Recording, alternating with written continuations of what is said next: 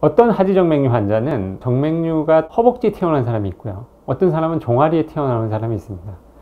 그리고 어떤 사람은 하지정맥류가 있으면서 불편한 증상이 별로 없는 사람이 있고요. 어떤 사람은 튀어나온 하지정맥류가 별로 없는데도 굉장히 불편한 증상이 심한 사람들이 있습니다. 이렇게 하지정맥류는 비정상적인 혈관이 관찰되는 곳이 사람마다 그 위치가 좀 다른 경우가 많고요. 그 다음에 불편한 증상을 호소하는 정도가 사람마다 다른 경우가 굉장히 많습니다. 그럼 왜 이렇게 사람마다 비정상적인 혈관이 보이는 위치가 다르고 불편한 증상의 정도가 다른가? 그것은 이 하지정맥류를 만드는 복제정맥에 그 답이 있습니다.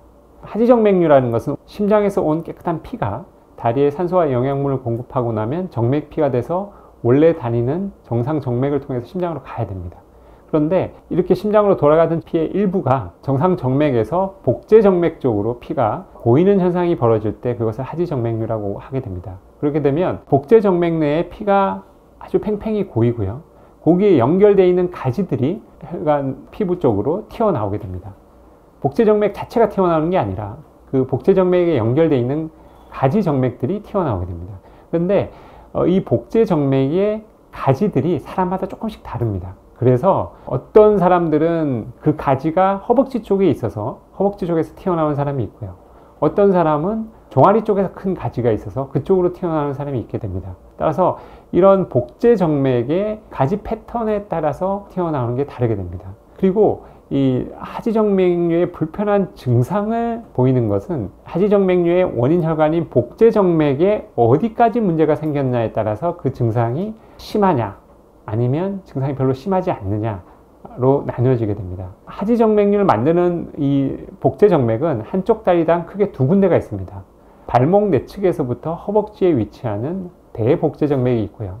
발목 외측에서 무릎 뒤인 오금 부위로 위치하는 소복제 정맥이 있습니다. 근데 이 복제 정맥에 피부 신경이 가까이 붙는 부위가 있습니다. 대복제 정맥인 경우는 종아리 내측에서 이 피부 신경이 대복제 정맥에 아주 가까이 붙게 되고요. 소복제 정맥 옆에는 그 소복제 정맥이 발목 근처에서 그 피부 신경이 소복제 정맥 가까이에 붙게 됩니다. 튀어나와 있는 혈관이 별로 없더라도 복제정맥 옆에 피부 신경이 가까이 붙는 위치까지 역류가 진행이 돼서 복제정맥이 팽팽해지게 되면 불편한 증상이 아주 심한 하지정맥류로 나타나게 됩니다. 복제정맥에 역류가 되는 그 범위가 어디까지 되느냐에 따라서 불편한 증상이 아주 심할 수도 있고 아무리 튀어나온 혈관이 많더라도 불편한 증상이 심하지 않을 수가 있습니다.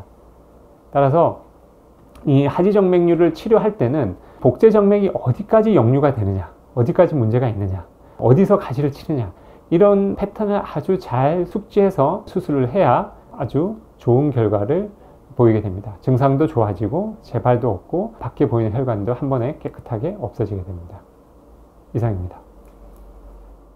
네, 하지정맥류에 대해서 더 궁금하신 것이 있거나 기타 문의사항이 있으시면 댓글로 달아주시면 다음 영상 촬영 시에 참고하도록 하겠습니다. 감사합니다.